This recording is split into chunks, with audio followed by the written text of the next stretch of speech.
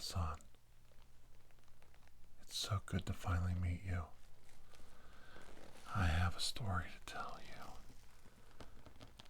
and it's very complicated. And it's very, very convoluted. I hope you'll give me time to explain everything to you. Now, as confusing, conflicted, and complex as the story is, it actually begins and ends in Tokyo, Japan. So I hope you'll appreciate a brief history lesson of what brought you and I together today. My name is Dr. Andrew Michaels, and I am from the year 1947, and I came here today to Neo-Tokyo to help you, and free you of the burden that you have been dealt by your friend Tetsuo, the young man that you know, the child that you knew as Tetsuo. He is gone, but there's a small part of him that remains in this reality, and that's what I came to talk to you about. Our story begins 20,000 years ago in the frozen wastelands of Antarctica. A flying saucer, a UFO, as you young people call them, a flying disc, crashed in the Antarctic wastelands. The crew, frozen in the cold, relentless winter of Antarctica, went into hibernation, only to be discovered by a joint Japanese-American team 20,000 years later. And they dug it up. They dug down through the ice and snow to the edge of the spaceship and set a thermite bomb to melt the hull. Little did they know the hull was made of magnesium, and it immediately erupted into a bright ball of fire and flame, killing almost all the crew. But there were survivors. There are always survivors, aren't there, Tetsuo? Yes, of course, there are always survivors. And, of course, in the process, one of the creatures melded with the machinery of the Japanese crew. That creature traveled across the ocean to the subcontinent, the island nation of Japan, and that creature became the one you called Tetsuo. That's right. I'll explain in more detail soon. The other creature split into two, the pilot of the craft. One creature went deep into the Antarctic subcontinent, deep into the mountains of madness, and found himself a place among the Shoggoth and the city of the elder gods, a place only rumored to exist. The next part of that creature went went to the coastline, the coast of Antarctica, seeking a way to a warmer climate, and was captured by the American team after it had melded with plant life, the plant life that a botanist had brought to Antarctica to test. And this plant life was destroyed by fire. Fire erupted across the American base and destroyed the creature utterly. We barely found the smallest living particles of this creature, and we brought him with us today. And now, here, thousands and thousands of miles and almost over 100 years into the future, I meet you today, Kaneda. I meet you to discuss these aliens that can read our minds, that have psychic powers and abilities, ESP, levitation, that's right, telekinesis, telethought, teleforce transfer. You know all about the teleforce transfer of power from your friend Tetsuo. Your friend Tetsuo, he keeps trying to meld with the metals around him, and that's where the story starts to unfold in the sinister way. One part of Tetsuo in 1988 melded with iron to become Tetsuo the Iron Man, covered in wire and metal and machinery. Tetsuo the Iron Man went on a rampage right before Tokyo was destroyed by the psychic blast of Akira and the start of World War III. The fragments of Tetsuo the Iron Man left behind from the fights he incurred in 1988 melded together to form the orphan that you knew as Tetsuo. Yes, it all makes sense now. And Akira and the other espers, the 3 children that they tested, that they found to have psychic powers, those were remnants also of Tetsuo the Iron Man. And they were left uncontrolled in an environment that they were meant to destroy by their alien masters 20,000 years prior. These people were sent to destroy us, but in the meantime, their masters were destroyed in an intergalactic war. Treaties were then signed, armistices acknowledged. The combatants of this war, the ones you know as Akira, the espers, Tetsuo the Iron Man, the thing from another world, and Tetsuo the evil creature that was your best friend in the orphanage. All of these creatures were sent to destroy us, and over the course between 88 and now, their powers have grown. They've grown so much that Akira was able to take Tetsuo and the espers with him to start their own galactic world, their own universe. They were never meant to do this. That ship has already sailed.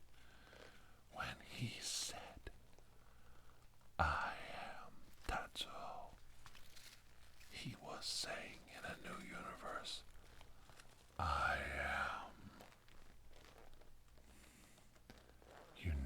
These are the facts, Kaneda. You must accept them. You must accept the reality that we now live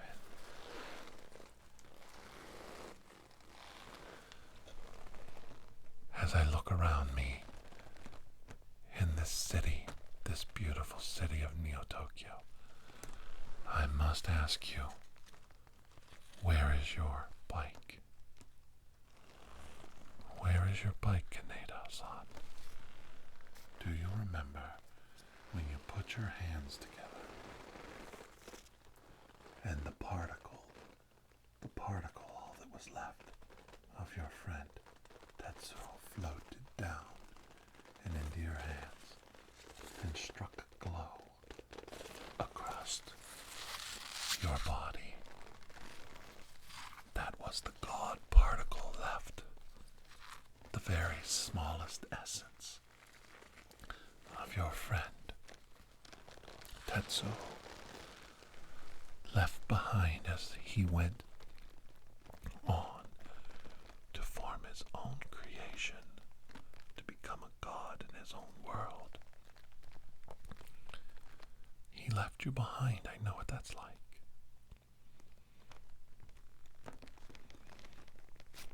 I really do know what that's like, to be left behind, to be left alone, to be forgotten and abandoned.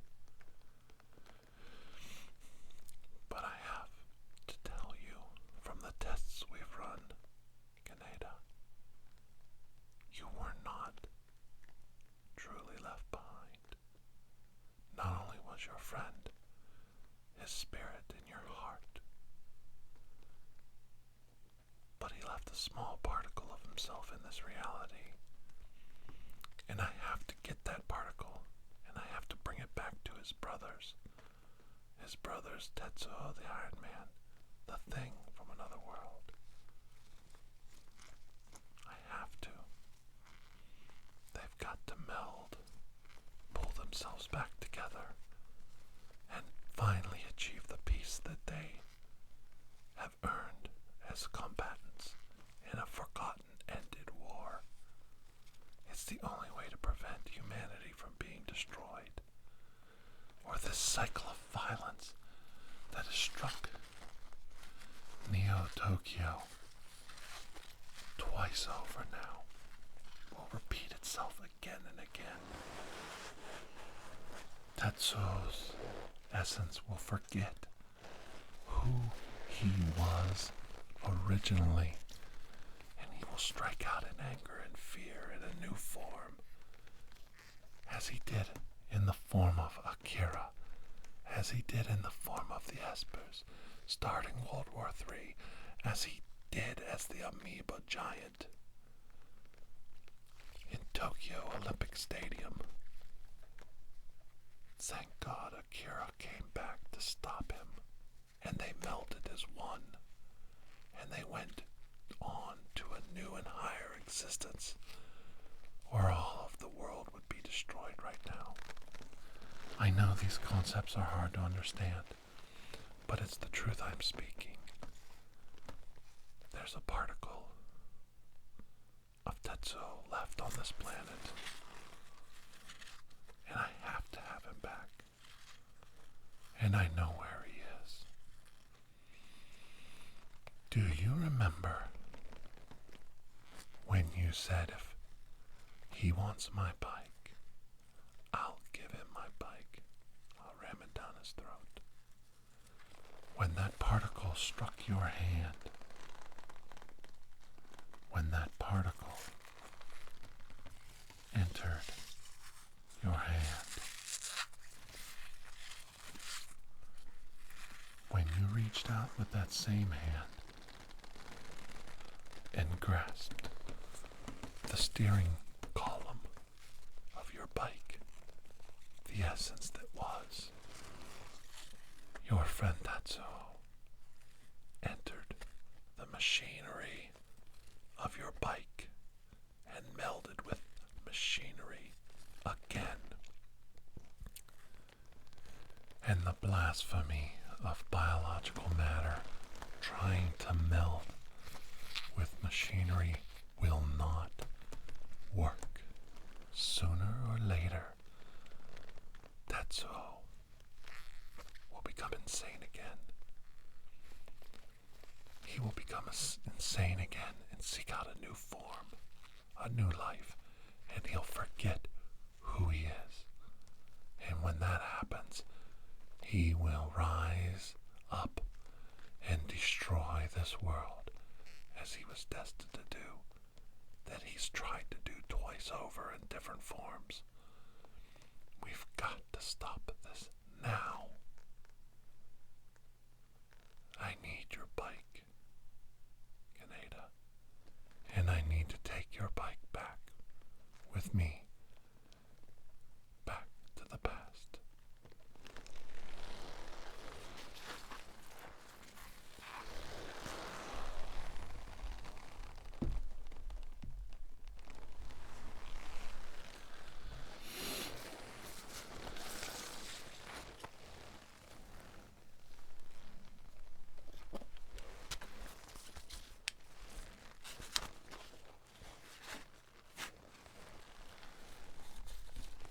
I'll inspect the bike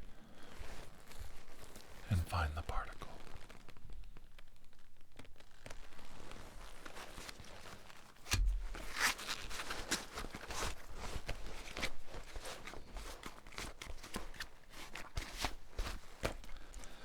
I'll inspect the bike and find the particle. It's got to be here somewhere.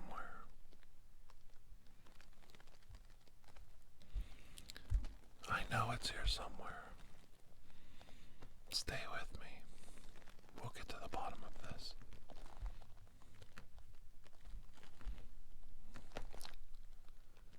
I know he's here. My sensors are telling me that he's here. It's just a matter of time before we find him. And I remove the particle from the bike itself. Don't worry, it will not harm him. He doesn't even know he is who he is right now. We've got to take him back to an earlier time and remind him of who he truly is. And by doing that, we will remove him from this reality once and for all and preserve the life of this planet, as well as provide a safe haven for the people of Tokyo from this day forward. He's resisting my sensors, but I know he's here. I can tell he's nearby. I don't know. I've never encountered this form of resistance before.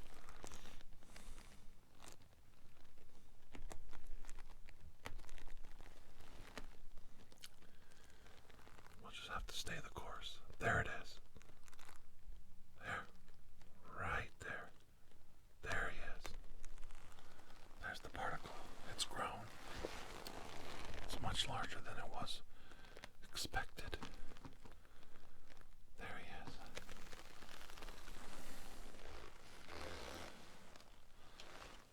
I'm going to use this magnet and we'll pull him out. The ferrous metals will allow me to pull him out.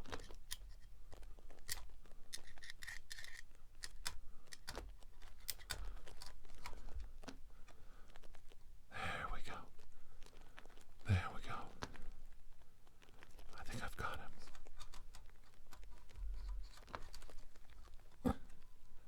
Come on, come on.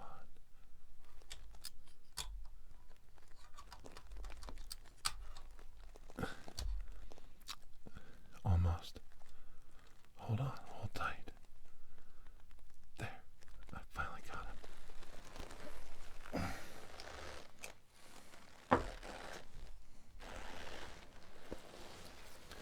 Now to transfer him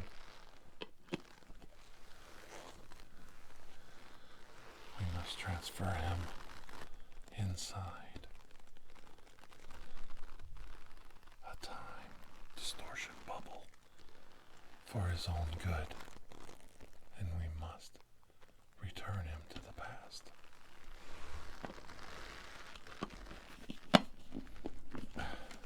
He's resisting me. I'm gonna have to use the Tesla device on him. What?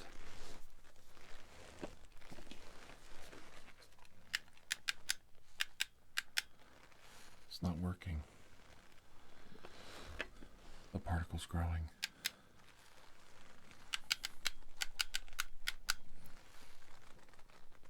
It's not working. You guys better get out of here. Something's wrong. It's not working. It's not working. I'm telling you, get out of here now.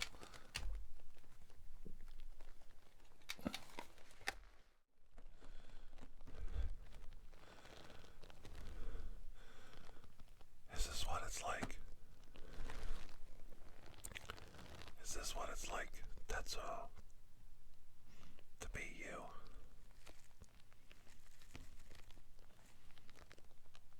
Is this what it's like to be free of your physical body? To be like a god on earth? My name is Dr. Andrew Michaels. I'm a time traveler. I came here to help you. You need to remember who you are, who you truly are. Please don't be afraid. I'm not here to harm you. In the past, you were a creature sent to destroy this planet. That's why it's so hard for you to control your powers. All the thoughts entering your mind, humanity piling on inside your mind with its random thoughts, its anger, its emotions, overwhelming your powers. Do you remember what it was like to not be human? The time before you melted with the machinery around you, the time before the crash, the time before the ship landed, the flying disc that brought you here. Do you remember the before time? Do you remember your masters controlling all of your thoughts, controlling your destiny, forcing you to do as they pleased?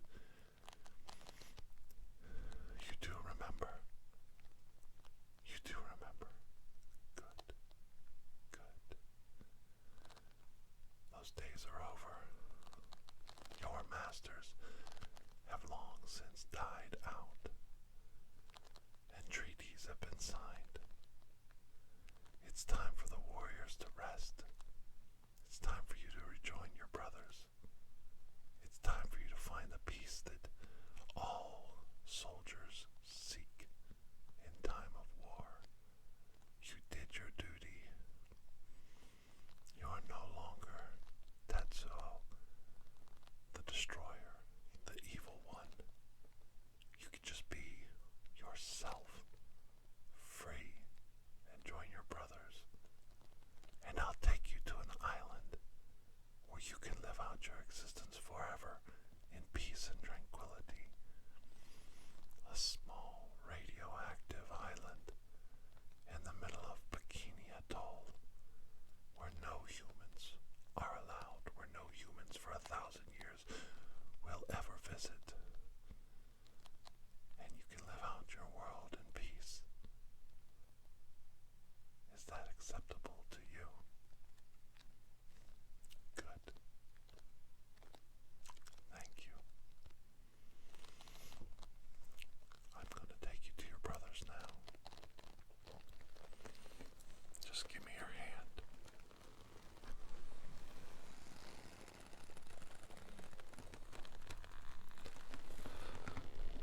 I'm going to take you to your brothers now. I'm going to take you to that island, that paradise, so far away from the reaches of man. That place where you can finally find your peace, where you can find the love and nurturing of your kind, and be with those who love you, who share in your wish for peace, your wish for tranquility.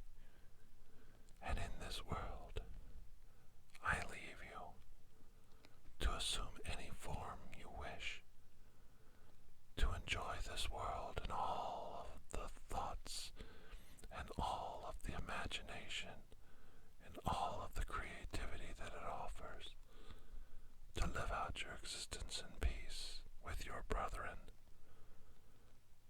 And when the time comes for you to return, we will be capable of returning you back to your people again. Once you've found your rest, once you've found your sanity, once you've regained your freedom that you so longingly desired, unfettered and unshackled, the peace we all as individual creatures desire and deserve, and you can take your place in the heavens amongst all creatures as part of the universe of free creatures, and live out your days forever in peace, surrounded by those who love you. This is the wish of all humanity, all your brothers who have survived the war, and all the races who stopped your masters. The time for peace is at hand, and I bid you farewell.